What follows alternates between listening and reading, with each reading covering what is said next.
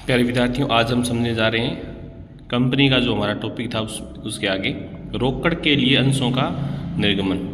हमने पीछे पढ़ा भी कोई भी कंपनी है वो कितने प्रकार से अंशों का निर्गमन करती है, तो दो उद्देश्य के लिए करती है। ये उद्देश्य है, एक तो रोकड़ के लिए, एक रोकड़ के अतिरिक्त। अब हम बात करने जा रहे हैं रोकड़ के लिए अगर अंशों का निर्गमन हो तो एक तो राशि संपूर्ण एक मुश्त राशि प्राप्त की जा सकती है, यानी पूरी राशि एक साथ प्राप्त कर सकते हैं, और एक संपूर्ण राशि को किस्तों में भी आप ले सकते हैं। अब आवेदन पर एक मुश्त राशि प्राप्त करने की एंट्री ये होगी, bank to share application and allotment, share allotment to share capital. और अगर हम प्रीमियम पर ले रहे हैं तो बैंक वाली तो सेम ही है, इसमें चेंज हो जाएगा, प्रीमियम आपके लिए प्रॉफिट है तो CR होगा बस। संपूर्ण राशि को किस्तों में ले रहे हैं तो पहली तो आवेदन की राशि बैंक टू शेयर एप्लीकेशन, फिर इस राशि को अंश पूंजी में share application to share capital, फिर अंशों के अलॉट की सूचना भेजेंगे सममूल्य पर प्रीमियम पर, सममूल्य पर share allotment to share capital और प्रीमियम पर share allotment to share capital to securities premium. प्रश्न में सूचना के अभाव में प्रीमियम को बंटन पर ही समायोजन किया जाता है, कोई सूचना नहीं है। आवेदन पर प्राप्त अधिक के जो राशि है उसे या तो लौटा दें, और ये कब होगा, अध्यय विधान होने पर, तो शेयर एप्लीकेशन टू बैंक होगा, या फिर शेयर एप्लीकेशन टू अलॉटमेंट में जमा करने, या कॉल्स इन एडवांस में इन अगली किस्तों में जमा करने उसकी एंट्री। फिर आवेदन पर प्राप्त आवंटन पर राशि प्राप्त होने पर बैंक टू शेयर अलॉटमेंट, प्रथम share first call to share capital, और राशि प्राप्त होने पर बैंक अकाउंट DR अगर एरियर है, कॉल्स इन ये तो एडवांस वाली है, अगर प्रथम किस्त की राशि एडवांस है तो calls in advance to share first call. अंतिम किस्त के साथ फाइनल शब्द लिखना जरूरी है। अगर बकाया हो तो एक तो आप बकाया की घटा के भी लिख सकते हैं, और दूसरी आप यहाँ पर DR में लिख सकते हैं कॉल्स इन एरियर के नाम से। किस नाम से? Calls in arrear account DR के नाम से भी एंट्री कर सकते हैं।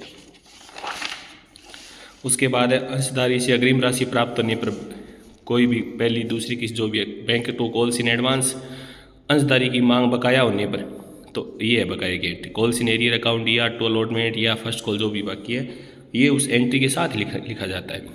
अग्रिम राशि पर ब्याज interest on calls in advance to bank, बकाया पर ब्याज bank to interest on calls in arrear, क्योंकि ये तो खर्चा है इसलिए DR होगा, ये इनकम है इसलिए CR होगा। रोकड़ के अतिरिक्त संपत्ति वगैरह खरीदने पर, संपत्ति खरीदने पर सन्टी एसेट टू वेंडर, और सममूल्य पर देने पर vendor to share capital, premium पर देने पर तो वेंडर टू नगद पैसे दिए तो टू बैंक, शेयर दिया तो इक्विटी शेयर कैपिटल, प्रीमियम पर दिया तो टू सिक्योरिटीज प्रीमियम।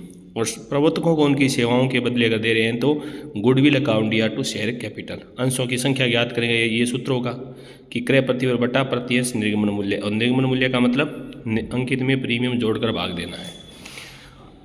अब धारा 52(2) प्रतिभूति प्रीमियम का उपयोग क्या है भी? सदस्यों को पूर्ण पत्र बॉन्स अंश जारी करने में, प्रारंभिक विवरणों का अपलेखन करने में, अंश ऋण पत्रों के निगमन प्रदेय बट्टे के अपलेखन में, अंश ऋण पत्रों के शोधन प्रदेय प्रीमियम अपने अंशों के क्रय करने पर, यानी पुनः क्रय करने पर।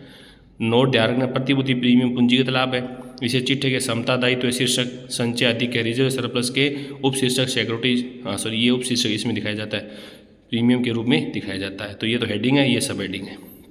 अंशों का न्यून विधान, जब एक अंश कंपनी को प्रस्तावित अंशों की तुलना में कम अंशों के लिए आवेदन प्राप्त होते हैं तो उसे न्यून विधान कहते हैं। जब कंपनी को प्रस्तावित या जनता में जो जारी किए गए उसकी तुलना में अधिक अंशों के लिए आवेदन आते हैं तो अधिविधान।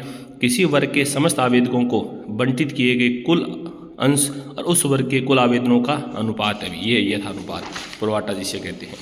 उसके बाद है अंशों का हरण, जब कोई अंशधारी अपने अंशों से संबंधित बंटन राशि या मांग राशि का पूर्ण भुगतान या प्रारंभिक भुगतान नहीं करता है तो उसे अंशधारी के अंशों को जब्त कर लिए जाते हैं, जाने की को ही अंशों का हरण कहते हैं। यानी कोई व्यक्ति अपनी बंटन या मांग राशि का भुगतान नहीं करता है तो कंपनी उन अंशों का क्या कर लेती है, हरण कर लेती है या जब्त कर लेती है। लेकिन कंपनी के अंश हरण का अधिकार अंतर्नियमों में लिखा होना चाहिए भी, ये प्रावधान किस में हो, अंतर्नियमों में होना चाहिए। हरण किए गए अंश स्वामी की संपत्ति बन जाते हैं, ये है हरण करने की एंट्री।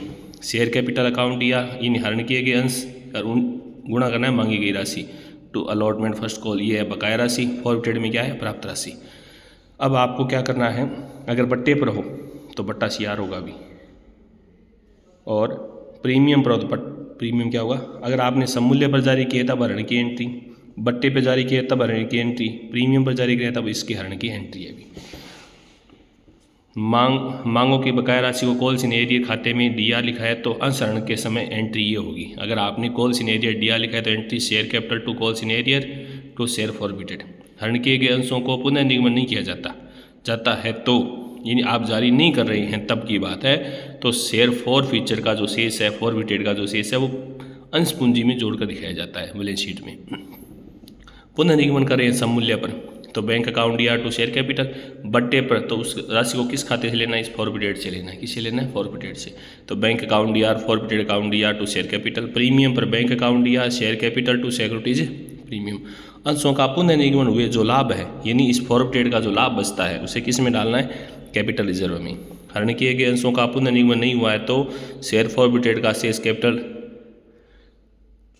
पुनः निगमन नहीं किया गया है तो शेयर फॉरबिटेड का जो शेष है वो कैपिटल रिजर्व में ट्रांसफ़र नहीं होता है। ये ध्यान में रखना, वो किस में जाता है, वो हमने पहले ही बात कर ली, वो किस में जाता है, अंश पूंजी में जाता है बस। और जो अंश आपने पुनः निगमन कर दिए उसका जो लाभ है, यानी पुनः निगमन के बाद का जो लाभ है वो किस में जाएगा, कैपिटल रिजर्व में। ये ध्यान रखना है। अंशों की निजी व्यवस्था, स्वेट समतांश, ऐसे समतांश जो किसी कंपनी द्वारा अपने संचालक कर्मचारी को बट्टे पर या रोकड़ के अतिरिक्त प्रतिफल के लिए तकनीकी ज्ञान, बौद्धिक क्षमता, अधिकार उपलब्ध कराने के लिए जारी किए जाते हैं, वो है स्वेट, जो बट्टे पर जारी किए जाते हैं। अधिकार अंश, ये अंश वर्तमान अंशधारियों को ही कंपनी अधिनियम द्वारा प्रदत्त अधिकार के अंतर्गत मिलते हैं, उन्हें अधिकार कहते हैं। कर्मचारी स्टॉक विकल्प योजना, कंपनी के ही संचालक अधिकारी या कर्मचारियों को अंश को भावी तारीख तक पूर्व निर्धारित मूल्य से खरीदने का क्या होता है, विकल्प होता है। एस्क्रो खाता, उस खाते जिसमें राशि उस समय तक जमा रखी जाती है जब तक निश्चित शर्त या कार्य पूरा नहीं हो जाता। और ये कंपनी संबंधी है बस, कि कंपनी का जो लेसन है उसकी बात है, उसमें उसकी बैलेंस शीट है।